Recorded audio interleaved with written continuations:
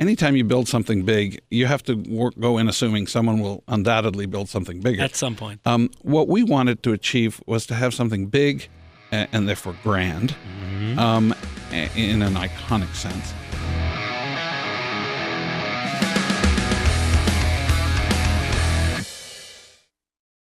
You know what? I'm just going to jump right in.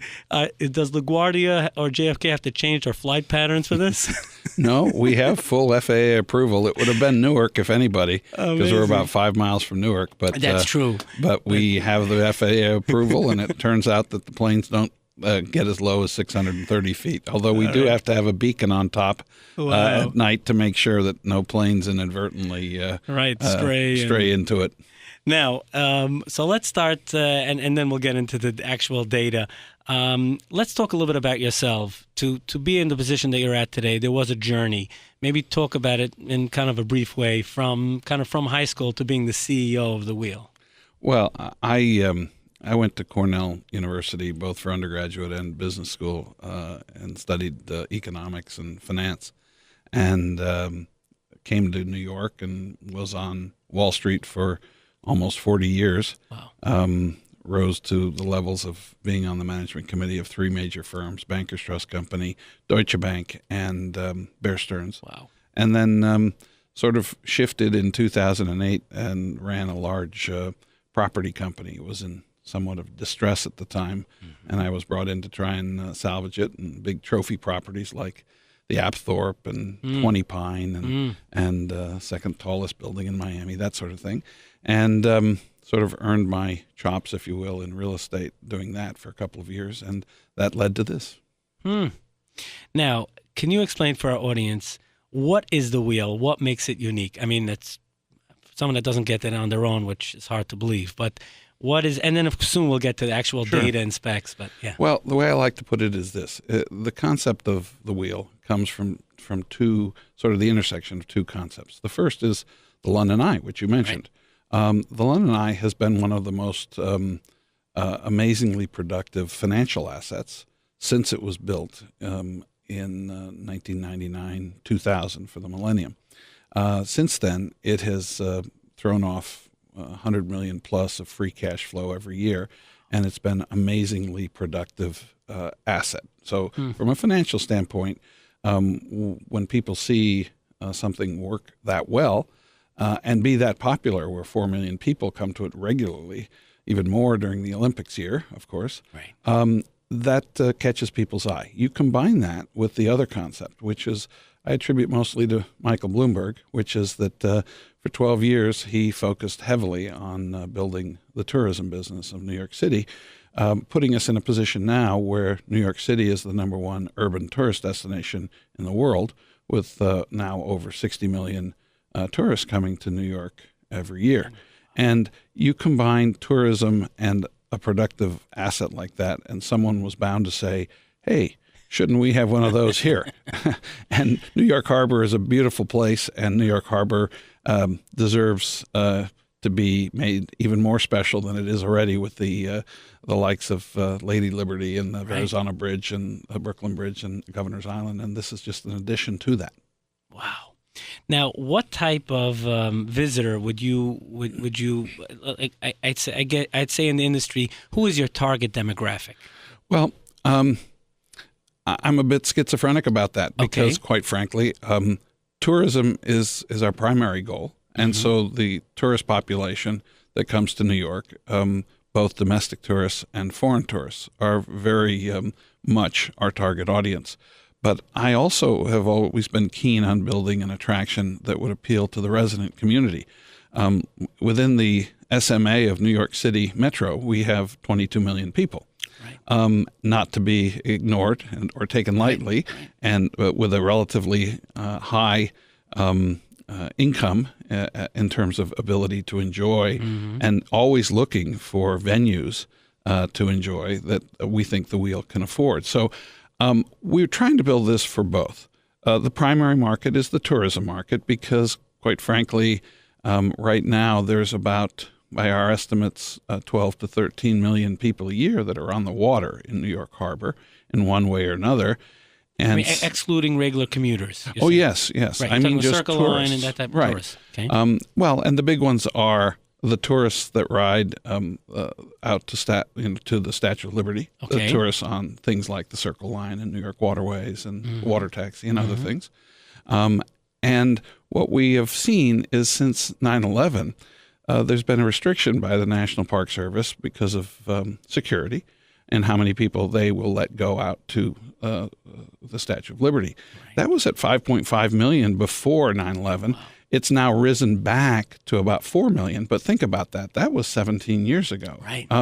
And when you ask yourself, well, what about the growth in all this tourist market? Where have those people gone that go to see the Statue of Liberty? They're going somewhere. Well, I'll tell you exactly where they went. They went to the Staten Island Ferry, which has its own sort of kitschy appeal to the world because everybody's heard of the Staten Island Ferry. In fact, I often joke about how even though it's the only free public transportation in New York State, if I put a bucket out there and said, drop your nickel here, everybody thinks it's costs a nickel to ride the Staten Island Ferry. You'd probably make a fortune. But the point is, it is free. And so I always use this characterization, mom and dad and the 2.3 kids coming to Battery Park and saying, oh my gosh, I didn't book 2 months ago to go on to the Statue of Liberty, and now the kids are going to get upset. Dad gets a brainstorm and says, let's go to the Staten Island Ferry, and by the way, it's free. And you enjoy this wonderful ride. And so now you've got 3 to 3.5 million tourists riding the Staten Island Ferry every day, or every year rather. Mm-hmm. And at the end of the trip over in St. George, it's been a great quandary to the tourism specialists and the Staten Island people about how to get them to do something other than do what they call the St. George Shuffle, which is get off the first boat and jump around to the second boat and get back on the next boat. St. George Shuffle. We've done surveys of those people, and they say 98% of them say that they have the time, the inclination, and the money to do something over in Staten Island if they knew what it was they could do.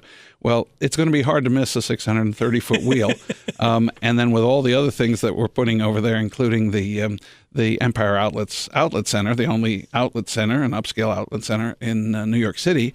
And the National Lighthouse Museum, where Lighthouse Point is located, we're suddenly creating a half mile of one of the most activated tourism spots on New York Harbor. Wow. Now let's talk. You mentioned 630 feet.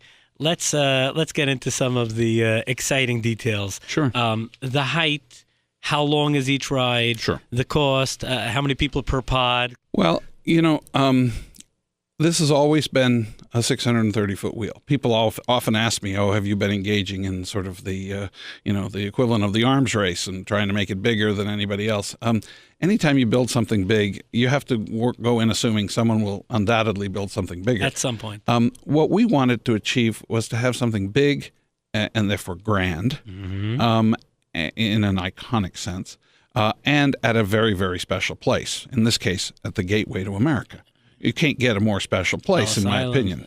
It's all right there in front of you. So the combination of place and scale. So at 630 feet, this is a 38-minute ride. We have 36 capsules that are 10 meters by 5 meters. So to put that in feet, it's 34 feet by 17 feet. I mean, these are large capsules, probably about 3 times the size of the studio we're sitting in right now. And they take 40 people. Very comfortably take 40 people.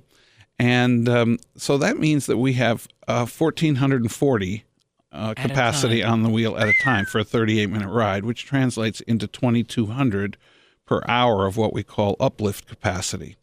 Now, think about it in this context. It's like if I said to you, what's the uplift capacity of the Empire State Building through its elevators, what would you say? Per hour? Yeah. Let me keep you from guessing. 1,100. Now look at what's the uplift capacity of the One World Trade Center. Strangely enough, even though it's a much newer building, it's still about 1,100 per hour. Well, I was there. We have basically the uplift capacity of both of those places, or double either one of them. We have a lot of capacity, and for that 38-minute ride, what we're doing is making sure that people both get a chance to just enjoy the view because it's a pretty spectacular view in a 360-degree sense. But we're sort of creating a little bit of a show while we're at it to entertain people because, believe it or not, 38 minutes is a long time. And in this day and age of sort of, Right. everybody having many different stimulations, visual and otherwise, we want to make sure it's really interesting to everybody that goes on. So we're putting on a fully engaging show while we're up there with video and audio, really high-tech stuff, really top-of-the-line stuff that will embrace the working harbor.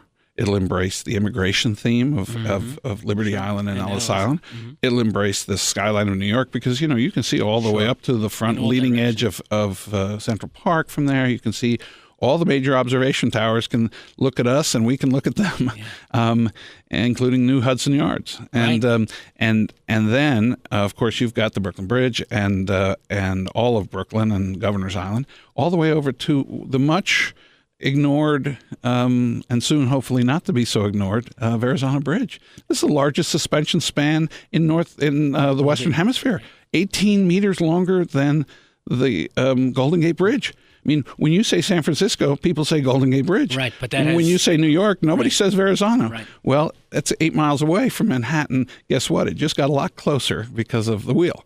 And now people are going to be looking at that beautiful bridge, and it'll get its due after 50 years in place. And that's part of the landscape. But you also get to see beyond the bridge. You can see Coney Island. Right. And then you can see out to Sandy Hook and the Atlantic because, people don't know this, but Staten Island is the highest landmass on the eastern seaboard at 410 feet. And by my calculus, at 630 feet, right. we're a bit bigger. And so we're sitting there looking over Staten Island out to the Atlantic. Anyway, we're going to incorporate all of that into our show so that it'll be a sort of an immersive experience. Wow. Now, I'm sure you've been asked this question all the time. What happens if it's a cloudy day? Because you'll be in the clouds. I mean, you are that high. There will be days when it's a cloudy day, and I will tell you that we have plans based on our pre-show while people are waiting in line to incorporate so much entertainment in that, and the entertainment will probably sort of even sort of turn up the quote-unquote volume, if you will, on the show while you're going up there. Because the thing about cloudy days is sometimes you can get above the clouds too with attraction this high. I was going to say that can be pretty special in its own way.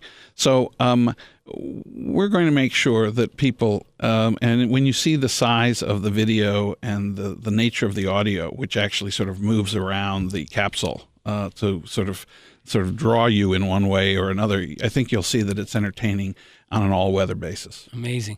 Now, I apologize if you mentioned this earlier. It's enclosed? Oh, yes. Okay. Fully enclosed. These are glass capsules steel and glass capsules that are sort of elliptically shaped. They're sort of shaped like the London Eyes capsules. We actually think that's a very elegant shape for this. And what it does is it creates this beautiful curved glass look and feel. So it's all enclosed, all HVAC controlled, so you'll be comfortable winter and summer, and it'll all be very special. Plus, I will add that we're going to do a lot of catering events in these capsules, and there will be, a sort of bar cars, if you will. There will be dining cars. There will be all sorts of opportunities to have food and beverage while you're up, and who knows, have a business meeting, have a show there, have a birthday or bar mitzvah there, have a wedding there. So cool. It'll all be available. Now, would you say that a project like this, and again, from now you as a citizen of Staten Island, if you will, even brings the community together? There's a certain camaraderie that's built based on around such an iconic project. Yes, and look, not every person is going to find this their cup of tea. Mm-hmm. There have been a couple of people who have sort of come out against it, but very, very few. The vast majority of the community has been very much in favor of this project because they see the economic value of it. They're also intrigued by it and like the iconic nature of sort of rebranding Staten Island with this whole development and with this wheel. I hesitate using some of the terms that others have used, like, oh, this will put Staten Island on the map, because, Staten Island has a lot to offer without this, but this will certainly help remind people of all the good things that Staten Island has, like Snug Harbor and Staten Island Museum and all sorts of other things. And I believe that it brings the community together in a very, very positive way. I'm probably one of the most touching things to me personally is when people come up to me, and it happens to my wife and I every day, because we've both gotten very engaged in the community. She's on the board of the St. George Theater. I'm on the board of the College of Staten Island. And people come up to us and they sort of grab my hand and say, thank you for what you're doing for Staten Island. So touching. It is touching, and it probably means more to me than anything else, because I didn't know Staten Island before I started this project, and I've come to really appreciate how much these people want to see something like this to improve the island take place.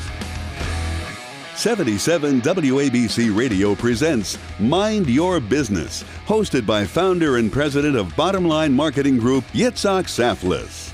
Mind Your Business focuses on business and marketing strategies for success.